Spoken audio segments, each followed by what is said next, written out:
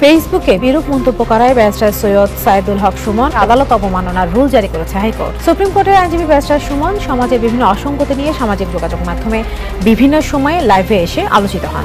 এই যে দুর্নীতির অভিযোগ, যে স্বাস্থ্যমন্ত্রী পিপিই বলতে পারে না, বলে পিপিপি, মানে হচ্ছে গিয়ে তার মাথায় হচ্ছে গিয়ে পার্টনারশিপ বিজনেস ছাড়া তার মাথায় কিচ্ছু নাই। সে যে পার্সোনাল প্রোটেকশন ইকুইপমেন্ট এটা পর্যন্ত তার মাথায় নাই। তার মাথায় হচ্ছে গিয়ে প্রাইভেট পাবলিক পার্টনারশিপ, মানে ব্যবসা ছাড়া তার মাথায় কিচ্ছু নাই। তাহলে দরকার হলে অন্য মন্ত্রণালয়ে তারা দিয়ে দেন। কিন্তু এরকম একটা ক্রাইসিস মোমেন্টে যে লোকটা ভালো করে হিসাবই বলতে পারে না, হিসাবে যে মন্ত্রী বারবার ভুল করে, তার কথা আমি কি বলবো। এটা আলী রাদিয়াল্লাহু একটা কথা বলতে চাই। আলী রাদিয়াল্লাহু বলেছেন যে আপনি কখন বুঝবেন যে এই সমাজ নষ্ট হয়ে গেছে, কখন বুঝবেন যে এটা কিয়ামতের লক্ষণ, যখন দেখবেন মূর্খরা এই বিভিন্ন মন্ত্রণালয়ে মন্ত্রী হয়ে বসে আছে। আসসালামু আলাইকুম, আমি নাইম, দক্ষিণ কোরিয়া থেকে। মানে ভাবা যায় যে বেনজির সাহেব একসময় হাঁটলে তার পেছনে সারা বাংলাদেশের পুলিশে হাঁটতো, তাই না? তিনি যেখানে যেতেন কি পরিমাণ প্রোটেকশন, কি পরিমাণ সিকিউরিটি। আজকে সেই বেনজির সাহেব যেই সিচুয়েশনে পড়ে গেছেন, এখানে দুইটা বিষয় কানেক্টেড। যে সরকারের পক্ষ থেকে বিএনপির যে অভিযোগ বা অন্যান্যদের যে অভিযোগ যে বেনজির এবং সাবেক সেনাপ্রধান জেনারেল আজিজ তারা হচ্ছে সরকারের লোক। আসসালামু আলাইকুম প্রিয় দর্শক, ফাইনালি চলে আসলাম আপডেট ও গুরুত্বপূর্ণ কিছু নিউজ নিয়ে আপনাদের মাঝে। প্রিয় দর্শক, অবশ্যই ভিডিওটি শেষ অবধি দেখবেন। দর্শক, আপনাদের কাছে ছোট্ট একটি অনুরোধ, দেশ এবং দেশের বাইরে হলে কমেন্ট বক্সে লিখে জানিয়ে দেবেন। আর চ্যানেলে নতুন হলে সাবস্ক্রাইব করে পাশে থাকা বেল বাটনটি অবশ্যই অল করে দেবেন, কারণ পরবর্তী আপডেট নিউজ সবার আগে পাওয়ার জন্য প্রিয় দর্শক আর অবশ্যই একটি লাইক দেবেন। কি পরিমাণ সিকিউরিটি। আজকে সেই বেনজির সাহেব যেই সিচুয়েশনে পড়ে গেছেন, এখানে দুইটা বিষয় কানেক্টেড। যে সরকারের পক্ষ থেকে বিএনপির যে অভিযোগ বা অন্যান্যদের যে অভিযোগ যে বেনজির এবং সাবেক সেনাপ্রধান জেনারেল আজিজ তারা হচ্ছে সরকারের লোক, সরকার তাদেরকে প্রটেস্ট করবে বা সামহাও যে আলোচনাগুলো আছে সেইটার একটা ক্লিয়ার মেসেজ চলে আসছে। আর পাশাপাশি এই মামলা যেটা দুদক মামলার প্রস্তুতি নিচ্ছে, সেই মামলাতে যদি বেনজির সাহেব দোষী প্রমাণিত হইয়াই যান, এখনো যা আসতেছে সবকিছু তার বিরুদ্ধে অভিযোগ। আইনের ভাষায় এটাকে অভিযোগ বলা হয়। এটা নিয়ে ইনভেস্টিগেশন হবে, মামলা হবে, তদন্ত হবে, এরপরে ধরেন আদালত রায় দিবে। এখন প্রশ্ন হচ্ছে যে সবগুলো অভিযোগ যদি সত্য প্রমাণিত হয়, তো সেই ক্ষেত্রে বেনজির সাহেবের কত বছরের জেল হবে? তিনি কি ডিভিশনগত সুবিধা পাবেন? পাশাপাশি সরকার বেনজির সাহেব এবং জেনারেল আজিজের ব্যাপারে সরকারের ভূমিকাটা কি থাকবে? তো আমরা একে একে উত্তর দিচ্ছি। জ্ঞাত আয় বহির্ভূত সম্পদের মামলায় যদি মনে করেন বেনজির সাহেব হাইরা যান, তো দুইটা জিনিস ঘটবে। এক তো লাইভে তিনি বলছেন পুরো সম্পদ দিয়ে দিবেন, এখন এই সম্পদ অটোমেটিক সরকার কবজায় নিয়ে নিচ্ছে বিভিন্ন জায়গাতে আমরা দেখলাম। আর পাশাপাশি এই মামলায় সর্বোচ্চ 10 বছরের কারাদণ্ড হতে পারে আপনার বেনজির সাহেবের, কারণ এই মামলায় শাস্তিটা এমনই 10 বছরের সাজার বিধান। পাশাপাশি সাবেক আইজিপির সকল সম্পত্তি বাজেয়াপ্ত হতে পারে। আর এই তথ্যকে জানিয়েছেন দুদকের সাবেক মহাপরিচালক মহিদুল ইসলাম। দুদকের মহাপরিচালক একটি সংবাদ মাধ্যমকে জানান, যদি আত্মপক্ষ সমর্থনের জন্য হাজির না হন, মানে আগামী 6 তারিখে বেনজির সাহেব বাংলাদেশে এসে হাজির না হন, এখনো তিনি দেশে ফিরেননি, আজকে 5 তারিখ, তো তাহলে তার বিরুদ্ধে যে অভিযোগ তা প্রতিষ্ঠিত হয়ে যাওয়ার কথা। আর সেটা যদি হয় তাহলে মামলায় রূপান্তর হবে, অর্থাৎ একটা মামলা দায়ের করা হবে। এর আগে বড় প্রশ্ন হয়ে দাঁড়িয়েছে, দুদকের তলবের আগেই দেশ ছাড়া সাবেক আইজিপির বেনজিরের ভাগ্যে কি অপেক্ষা করছে? আত্মপক্ষ সমর্থনের সুযোগ না নিয়ে কি একসময় তিনি আপনার নিজের বিপদ আনবেন? বিশেষজ্ঞরা বলছেন, জিজ্ঞাসাবাদে হাজির না হলে তার বিরুদ্ধে দুদকের মামলা বা পরবর্তী কোনো আইনি পদক্ষেপে আর কোনো বাধা থাকবে না। শাস্তি হতে পারে সর্বোচ্চ 10 থেকে 12 বছরের। আর আমরা যদি একটু দেখি, 200-এরও অধিক দলিল জব্দের পর তার নামে বেনামে আরো কয়েকশো কোটি টাকার সম্পদের আপনার তথ্য সামনে উঠে এসেছে। আর যখন এই নিয়ে মানে তার বিভিন্ন বক্তব্য আসছে, তার দেশ ছাড়ার ইস্যুটাও আসছে, তখন এখানে একটা প্রশ্ন আসছে যে তার দেশ ছাড়ার জন্য কি সরকারি কোনো নিষেধাজ্ঞা ছিল বা আদালতের কোনো রায় ছিল না? সো তিনি দেশ ছাড়তেই পারেন। তার বিরুদ্ধে এখনো কোনো মামলা হয়নি। দুদক মামলার প্রস্তুতি নিবে। যদি 6 তারিখ আগামীকালকে তিনি দেশে না আসেন, তাহলে তার বিরুদ্ধে তো মামলা হবে, তারপর এটা আইনি প্রসিডিং এ যাবে। এখন সরকার কি ভূমিকা পালন করবে? দুর্নীতিতে অভিযুক্ত বেনজির সাহেব এবং কি বলে যে সাবেক সেনাপ্রধানকে নিয়ে আমাদের ওবায়দুল কাদের সাহেব তিনি বলছেন যে আচ্ছা, জ্যেষ্ঠতা এবং মেধার ভিত্তিতে তারা দায়িত্ব পেয়েছিলেন। এখন দায়িত্ব পাওয়ার পর সেই পদকে অপব্যবহার করে কেউ যদি কোনো দুর্নীতির আশ্রয় নিয়ে সম্পদ গড়ে, তাহলে সেই ব্যক্তির বিরুদ্ধে সরকারের যে অভিযান, দুদককে যে স্বাধীনতা দেওয়া হয়েছে সেটাই করা হবে। আর তাদের ব্যাপারে সরকার নাক গলাবে না। ওবায়দুল কাদের সাহেবের স্পষ্ট ক্লিয়ার মেসেজ, এই মেসেজটা প্রধানমন্ত্রীর তরফ থেকে 100% আসছে যে বেনজির আমাদের দলের লোক নয়, জ্যেষ্ঠতা এবং মেধাতে সে আইজিপি হয়েছে, আজিজও আমাদের দলের কোনো লোক নয়, তার যোগ্যতায় এবং জ্যেষ্ঠতার কারণে সেনাপ্রধান হয়েছে। এখন ভেতরে তারা যদি কোনো অপকর্ম করে, এটা যখন সরকারের কাছে আসে, তখন এদের বিচার করার সৎ সাহস শেখ হাসিনা আছে। তার মানে যে ওয়েতে যাচ্ছে এটা নিয়েই আলোচনা। এমনকি বিএনপিকে তিনি এবার পাল্টা কাউন্টার করছেন যে আপনাদের সময় কেউ শাস্তি পায়নি, তো বাট আমাদের সময় এটা শাস্তি হবে। তিনি বলছেন আওয়ামী লীগ শৃঙ্খলা ভঙ্গ করে কাউকে পুলিশ, সেনাবাহিনী, র্যাবের প্রশাসনে বসায়নি। আর এখানে হচ্ছে যে আচ্ছা যাই হোক, তিনি অনেক বক্তব্য দিয়েছেন। আচ্ছা, মানে কিছুটা পলিটিক্যাল বিএনপির উদ্দেশ্য বক্তব্যের পাশাপাশি গুরুত্বপূর্ণ অংশ ছিল যে বেনজির সাহেবের এবং কি জেনারেল আজিজ ইস্যুতে এই মুহূর্তে যে বাতাস বইছে। প্রশ্ন হচ্ছে আগামীকাল 6ই জুন, আজকে 5ই জুন যখন আমি নিউজটা করছি বাংলাদেশ সময় সকাল 10টা, তো আগামীকালকে পর্যন্ত সময় আছে দুদকের মানে ডাকে সাড়া দিয়ে হাজিরা দেওয়ার জন্য। তো এখন পর্যন্ত আমি যতগুলো গণমাধ্যম ঘাটাঘাটি করছি, বেনজির সাহেব তিনি বাংলাদেশে ব্যাক করেননি। আরেকটা প্রশ্ন থেকে যায় যে পরিস্থিতিটা যে আকার ধারণ করছে, যেভাবে সবগুলো গণমাধ্যম ভাই যেভাবে লাগছে, তো বোঝাই যাচ্ছে বেনজির সাহেবের পেছনের যে খুঁটিগুলো একটাও নাই, এই মুহূর্তে কিন্তু নাই। সেনাপ্রধান ইস্যুতে এখনো কিছুটা শান্ত আছে, বাট বেনজির সাহেব ইস্যুটাতে বড় আকার ধারণ করছে। আমরা গণমাধ্যমের স্বাধীনতা, গণমাধ্যম কারে বলে, কত প্রকার কি এটা কিন্তু দেখতেছি বেনজির সাহেবের ইস্যুতে। হঠাৎ করে যে পাশাটা পাল্টাই গেল, সেই পাল্টানো পাশার এই সিচুয়েশনে বাংলাদেশে তিনি আসবেন কিনা। আবার ওবায়দুল কাদের সাহেব বলছেন যদি সে দুর্নীতিগ্রস্ত প্রমাণিত হয় আদালতের রায়ে, বিদেশ থেকে ধৈর্য না কিন্তু বিচার করা হবে। তিনি এটাও বলছেন যে বিদেশ থেকে নিয়ে আসা হবে, তার মানে সুপ্রিম পাওয়ার তিনি ইউজ করবেন। তো এই ক্ষেত্রে কি অপেক্ষা করছে আগামীকালকে? আমি তো অপেক্ষা করি না। ভালো থাকুন। আপনারা জানেন যে আর 2 দিন পরে পরশুদিন বাংলাদেশের আগামী যে অর্থ বছর আছে 2024-25-এর বাজেট ঘোষণা করা হবে বাংলাদেশের তথাকথিত দামি সংসদে। এই অবৈধ সরকারের যারা অর্থমন্ত্রীর দায়িত্ব পালন করছেন তার পক্ষ থেকে। তো আমাদের নিশ্চয়ই আমরা যেহেতু এই সরকারকে বৈধ সরকার মনে করি না, জনগণের সরকার মনে করি না, কিন্তু তারপরও আমরা মনে করছি যেহেতু একটা বাজেট ঘোষিত হচ্ছে, জনগণের তরফ থেকে আমাদের এই ব্যাপারে যে আমাদের ধারণা, আমাদের চিন্তা, আমাদের মন্তব্য জাতির সাথে শেয়ার করা জরুরি। তো বাজেট নিয়ে আমাদের ভাবনাগুলো বলবার আগে আমি দেশের সাধারণ মানুষের জন্য বাজেটটা আসলে কী জিনিস সেটা একটু সাদামাঠা ভাষায় বলে দেওয়ার চেষ্টা করছি আর কি।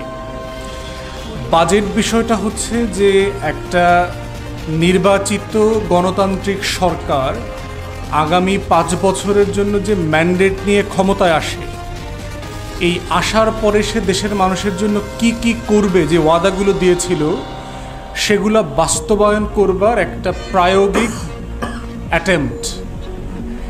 সেটা কি, যে যেমন ধরেন একটা রাজনৈতিক দলের ম্যানিফেস্টোতে বলা থাকে যে সে কালভার্ট করবে, ব্রিজ করবে, কোন এলাকার সাথে কোন এলাকায় সেতুর বন্ধন করবে, কি ধরনের ট্যাক্সেশন করবে, আমদানি কিভাবে স্মুথ করবে, রপ্তানি কিভাবে বাড়াবে, সেই বিষয়গুলো নিয়ে তার একটা ওয়াদা থাকে জাতির কাছে।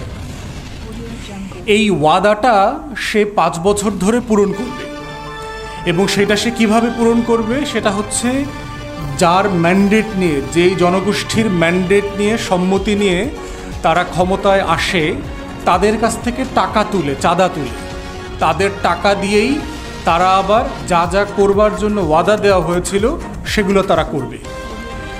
অতএব বাজেটে যাবার আগে আমাদের মোদ্দা কথা হচ্ছে, যেই সরকারের ম্যান্ডেট নাই, যেই সরকার নির্বাচিত না, যেই সরকার জনগণের ভোটে নির্বাচিত হয় নাই, যাকে আমরা একটা দখলদার সরকার বলছি, জাতির কাছে প্রথম প্রশ্ন হচ্ছে যে এমন একটা অবৈধ সরকারের সংসদে বাজেট পেশ করবার কোনো অধিকার আছে কিনা।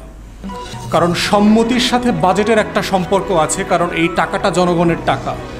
সে জনগণকে আইনি কাঠামোতে বাধ্য করবে ট্যাক্স দেবার জন্য, ভ্যাট দেবার জন্য, ডিউটি দেবার জন্য, কাস্টমস দেবার জন্য, এক্সেস দেবার জন্য। এই যে আয়গুলো আছে, সে জনগণের নামে ঋণ করছে, IMF থেকে, ওয়ার্ল্ড ব্যাংক থেকে, IDB থেকে, ADB থেকে, সে জনগণের নামেই আবার এই টাকাগুলো খরচ করবে। এখন প্রশ্ন হচ্ছে, জনগণের সম্মতি ছাড়া জনগণ থেকে টাকা নেওয়া, জনগণের নামে ঋণ করা, আবার সেটা জনগণের নামে খরচ করবার এই ম্যান্ডেট এই সরকারের নাই। এইটা হচ্ছে বাজেট সম্পর্কে আমাদের প্রথম অবজারভেশন। তো দ্বিতীয় হচ্ছে যে বাজেট তাহলে আসলে কি করে? বাজেট হচ্ছে ধরেন একটা পরিবারের মতো করে চিন্তা করে যে আমি একটা কাজ করি, আমার এই পরিবারের কর্তা হিসাবে আমার 30,000 টাকা ইনকাম আছে। এখন আমার একটা চাকরি থাকলে আমার ওই 30,000 টাকা একটা সোর্স থেকে আয় হবে। কিন্তু যদি আমি মনে করি যে না, আমি সন্ধ্যায় অথবা বিকেলে আমি একটা ফ্রিল্যান্স কাজ করব, আমি অনলাইনে কাজ করব, অথবা আমি ব্যাচে 5 জন ছাত্রছাত্রী পড়াবো, তখন এইটা আমার আবার একটা দ্বিতীয় তৃতীয় কাজের সোর্স তৈরি হবে। তাহলে একজন কর্তা ব্যক্তির একজন সংসারে আয়ের এক বা একাধিক সোর্স থাকতে পারে, সেটা তার চাকরি, তার ব্যবসা, তার ফ্রিল্যান্সিং, তার টিউশনি। তো একজন পরিবারের যেভাবে আয়ের কিছু সোর্স আছে, আবার ওই পরিবারেরই কিছু ব্যয়ের আবার কিছু খাত আছে। এই টাকাটা দিয়ে তখন ওই কর্তা ব্যক্তিটা কি করে? সে যেটা করে সেটা হচ্ছে যে সে বাড়িওয়ালাকে ভাড়ার টাকা দেয়, সে বিদ্যুতের বিল দেয়, সে গ্যাসের বিল দেয়, সে পানির বিল দেয়, সে ইন্টারনেটের বিল দেয়, সে তার বাচ্চা কাচ্চার স্কুল কলেজের বেতনের টাকা দেয়, তার বাবা মা স্ত্রী যদি অসুস্থ হয় তাকে ডাক্তারের কাছে নিতে হয়, ওষুধ কিনে দিতে হয়, বাচ্চা কাচ্চা যদি একটু আবদার করে তাকে একটু দোকানে নিয়ে ফুচকা খাওয়াতে হয়, স্ত্রীর আবদার করলে তাকে একটু কক্সবাজারে নিয়ে ঘুরায় নিয়ে আসতে হয়। তো এইরকম কি হয়, আমার অনেকগুলো ব্যয়ের খাত আছে। তো একজন পরিবারের এই জায়গা থেকে আমার আয়ের যেমন কয়টা জায়গা আছে, উৎস আছে, ঠিক তেমনি আমার কিছু ব্যয়ের খাত আছে। এখন সমস্যাটা হয় কখন? যখন আপনার আয়ের পরিমাণটা কম থাকে এবং ব্যয়টা বেড়ে যায়, তখন দেখবেন ওই পরিবারে সংকট, আমরা যেটাকে বলি অভাব, অনটন, টানাপোড়েন, মধ্যবিত্তের টানাপোড়েনের কথা আমরা তখন বলি, যেটা লেগেই থাকে। কারণ হচ্ছে যে আমার মাসে আয় হচ্ছে 30,000 টাকা, কিন্তু আমি যে ব্যয়ের খাতগুলো বললাম সেটা বিভিন্ন কারণে 40,000 টাকা, 50,000 টাকায় চলে গেছে। আগে আমি যেই জিনিসপত্র কিনে বাজারের আমার যে দায় মেটাতে পারতাম, সেটা কিনতে আমাকে এখন বেশি টাকা খরচ করতে হচ্ছে। অতএব এই মূল্যস্ফীতির কারণে কি হচ্ছে, আমার আয় বাড়ে নাই কিন্তু আমার ব্যয় বেড়ে গেছে। তখন আমাকে কি করতে হচ্ছে, আমার আরেকজনের কাছ থেকে এই টাকাটা কর্য করতে হয়। যে এই মাসে ডাক্তার দেখাইতে হচ্ছে জরুরি ভিত্তিতে বাচ্চাকে, আমাকে তখন 10,000 টাকা ধার করতে হয় একজনের কাছ থেকে। এই ধারটা আমি তখন কীভাবে শোধ করব? আমি বলছি যে আমি আগামী মাসে শোধ করব, কিন্তু আগামী মাসে যদি আমার আয় না বেড়ে থাকে তখন কি হবে? এই ঘাটতিটা হচ্ছে ঋণ আকারে, দেনা আকারে এই কর্তা ব্যক্তির উপরে থেকে যাবে। তো বাজেট বোঝার ক্ষেত্রে হচ্ছে আপনি শুধু এক্সাম্পলটা ধরে রাখেন যে একটা পরিবারের কিছু আয়ের উৎস আছে এক বা একাধিক, একটা পরিবারের কিছু ব্যয়ের খাত আছে। যদি আয় মোতাবেক ব্যয়কে যোগান দেয়া না যায়, তখন ওই পরিবারকে কিছু ঋণ করতে হয়, কর্য করতে হয়। এই কর্যটা যদি আবার সময় মতো পরিশোধ করা না যায় অতিরিক্ত আয় দিয়ে, তখন ওইটা পরিবারের দায় দেনা ঋণ আকারে বিবেচিত হয়। এই বাস্তবতাতে হচ্ছে বাংলাদেশের রাষ্ট্রের একটা বাজেট তৈরি করে একটা সরকার। সে কি করে, যে কতগুলো আয়ের উৎস আছে আমাদের, যে রাষ্ট্র চাঁদা তোলে, টাকা তোলে, সেটার একটা প্রথম উৎস হচ্ছে সে কর আরোপ করে আমাদের উৎপাদনের উপরে, আমাদের আয় উপার্জনের উপরে। যে আমি যদি 3.5 লক্ষ টাকার উপরে বছরে বেশি টাকা ইনকাম করি, ওই বেশি টাকার উপরে আমাকে একটা নির্দিষ্ট হারে রাষ্ট্রকে দিতে হবে। আমি যদি একটা প্রোডাক্ট ইম্পোর্ট করি, আমি একটা টেলিভিশন আনলাম জাপান থেকে, এই টেলিভিশনটার উপরে আমাকে একটা সার্ভিস চার্জ দিতে হবে, যেটাকে আমরা কাস্টমস বলি, VAT বলি। আমি যদি সার্ভিস প্রোভাইড করি, আপনি একটা রেস্টুরেন্টে গিয়ে খাচ্ছেন, আপনি দেখবেন মিষ্টির দোকানে যে আপনাকে সুলতানস ডাইনিংয়ে খাওয়ার পরে আবার 15% এক্সট্রা ভ্যাট দিতে হচ্ছে, যে আপনি এই খাবারের একটা সার্ভিস একটা রেস্টুরেন্ট থেকে নিয়েছেন। এইগুলো হচ্ছে সরকারের আয় উপার্জনের একটা মৌলিক উৎস। সরকারের আয়ের আর একটা বড় উৎস হচ্ছে কর্য। ওই যে আপনাকে পরিবারের কথা বললাম, যে সরকার যখন মনে করছে যে আমি এই বছর কি করতে চাই সেটা করবার মতো টাকা আমার কাছে নাই, তখন আমাকে কি করতে হচ্ছে, আমাকে বিভিন্ন জনের কাছ থেকে কর্য করতে হয়। তো রাষ্ট্র ব্যক্তির কাছে কর্য করতে পারে না। রাষ্ট্র কর্য করতে পারে কাদের কাছ থেকে? ব্যাংকের কাছ থেকে কর্য করতে পারে। সোনালী ব্যাংকে, রূপালী ব্যাংকে, অগ্রণী ব্যাংকে বলতে পারে যে আমার 20,000 কোটি টাকা দরকার। তখন ব্যাংক একটা সুদের হার নির্ণয় করে দিয়ে এই টাকাটা ব্যক্তিকে যেভাবে কর্জ দেয়, রাষ্ট্রকেও সে কর্জ দিতে পারে। রাষ্ট্র কর্জ করে কার কাছ থেকে? আন্তর্জাতিক প্রতিষ্ঠান থেকে কর্জ করে, যেটার নাম আপনারা প্রায় শোনেন। বিশ্ব ব্যাংক, আন্তর্জাতিক মুদ্রা তহবিল অথবা IMF বলি, ADB বলি, IDB বলি, জাইকা বলি, সাউথ কোরিয়া বলি, ভারত বলি, চায়না বলি, এই বিভিন্ন রাষ্ট্র এবং আন্তর্জাতিক প্রতিষ্ঠান থেকে রাষ্ট্র কর্জ করে। রাষ্ট্র আরও কিছুভাবে টাকা উপার্জন করে, আয় করে। সেটা হচ্ছে দেখবেন যে আমরা রাষ্ট্রের লটারি তৈরি করতে পারে, বন্ড তৈরি করতে পারে, ট্রেজারি বন্ড ছাড়ে। তারপরে দেখবেন যে আপনার রাষ্ট্র বিভিন্ন সুদে বিভিন্ন জিনিস সার্টিফাইড ইনস্ট্রুমেন্ট দেয় জনগণকে, যে আপনি যদি 10,000 টাকা এই প্রজেক্টে বিনিয়োগ করেন, আপনাকে আমি 10%, 12% হারে লভ্যাংশ সুদ দেব। তখন নাগরিকরা ওই প্রজেক্টগুলোতে ইনভেস্ট করে আবার সুদের জন্য, লাভের জন্য করে, রাষ্ট্র ওখান থেকে টাকা উপার্জন করে। তো মৌলিকভাবে হচ্ছে এইগুলো হচ্ছে রাষ্ট্রের আয়ের সোর্স। এগুলো হচ্ছে সে এখন ব্যয় করে। তো ব্যয় করে কোথায় কোথায়? ব্যয় করে হচ্ছে রাষ্ট্র দুইটা মৌলিক খাত বলে আর কি, ব্যয়ের খাত রাষ্ট্রের। একটা হচ্ছে উন্নয়নশীল খাত, যেটাতে দেখবেন যে আপনার রাষ্ট্র প্রতি বছর কিছু উন্নয়ন কর্মকাণ্ড করে, রাস্তা বানায়, হাসপাতাল বানায়, ব্রিজ বানায়, কালভার্ট বানায়, সেতু বানায়। এই যে উন্নয়ন কর্মকাণ্ড, এটা একটা উন্নয়নশীল খাত। রাষ্ট্রের এখানে একটা বড় অঙ্কের টাকা ব্যয় করতে হয়। বাইরে যেটা আছে একটা অনুন্নয়নশীল খাত আছে, সেই খাতটার মধ্যে কি কি পড়ে? যেমন ধরেন আমার রাষ্ট্রে লক্ষ লক্ষ সরকারি কর্মকর্তা কর্মচারী আছে, তাদেরকে এই রাষ্ট্র প্রতি বছর বেতন দেয়, প্রতি মাসে বেতন দিতে হয় তাকে, ওই আয়ের টাকা দিয়ে বেতন দেয়। রাষ্ট্র আরও কিভাবে খরচ করে? এই যে আমি বিভিন্ন জায়গা থেকে আমি যে কর্জ করলাম, ওয়ার্ল্ড ব্যাংক থেকে, IMF থেকে, ADB থেকে, এখানে আমাকে সুদ দিতে হচ্ছে। এই সুদের টাকাটা আবার শোধ করতে হয়। সুদের টাকা মূল টাকার সাথে মিলায়ে শোধ করতে হয়, কখনো কখনো মূল টাকাটা শোধ করা না পারলে শুধুমাত্র সুদের কিস্তি শোধ করতে হয়। তো রাষ্ট্র এই জায়গাগুলোতে তখন আবার এই টাকাটা ব্যয় করে। তাহলে এই হচ্ছে আমার বাজেটের একটা রাষ্ট্রের পক্ষ থেকে সোজা সাদামাঠা ভাষায় যে বাজেট আসলে কি করে।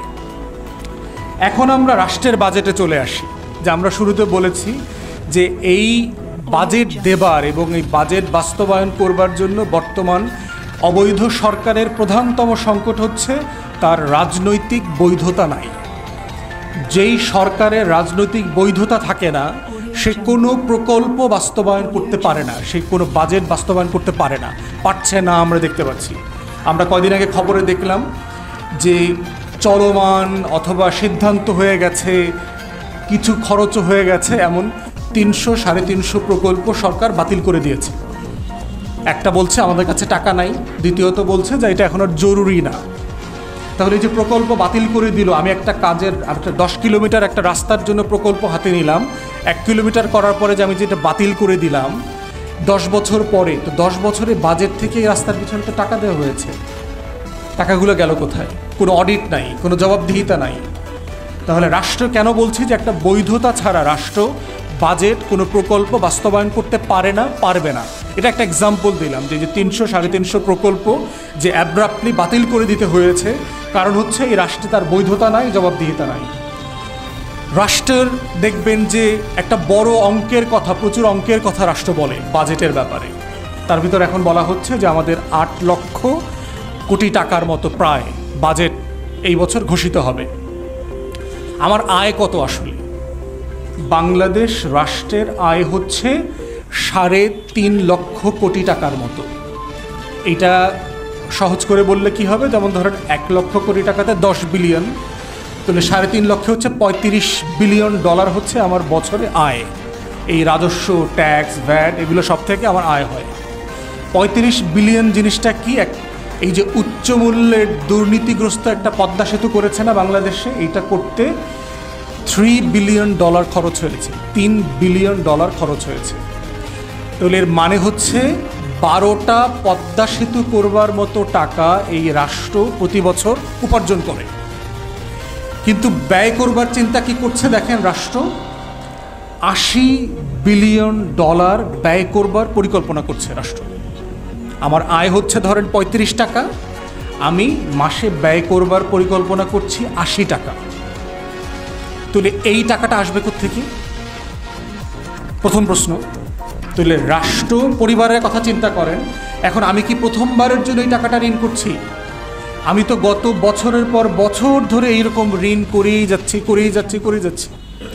এই মুহূর্তে বাংলাদেশ রাষ্ট্রের কাছে $5 বিলিয়ন পাওনা আছে বিভিন্ন আন্তর্জাতিক অর্গানাইজেশন এবং প্রতিষ্ঠানে, যাদের কাছ থেকে আমরা তেল গ্যাস কিনেছি, যারা বিমানের টিকিট বিক্রি করেছে, বিদেশের যারা বাংলাদেশে বিনিয়োগ করেছে তাদের লাভের টাকা দেয়া যাচ্ছে না। এইরকম অনেক প্রতিষ্ঠান আমাদের কাছে টাকা পায়, ন্যূনতম $5 বিলিয়ন টাকা পায়, আমরা দিতে পারছি না রাষ্ট্র। তাহলে এই বাস্তবতায় দেখেন যে সরকার বলছে যে সে $80 বিলিয়ন একটা বাজেট প্রস্তাব করবে পরশুদিন, যেখানে আমার রাষ্ট্রের উপার্জন হচ্ছে $35 বিলিয়ন কম। তাহলে এই পরিমাণ টাকা বলতেছে, তাহলে আমি উপার্জন বাকিটা কোত্থেকে করব?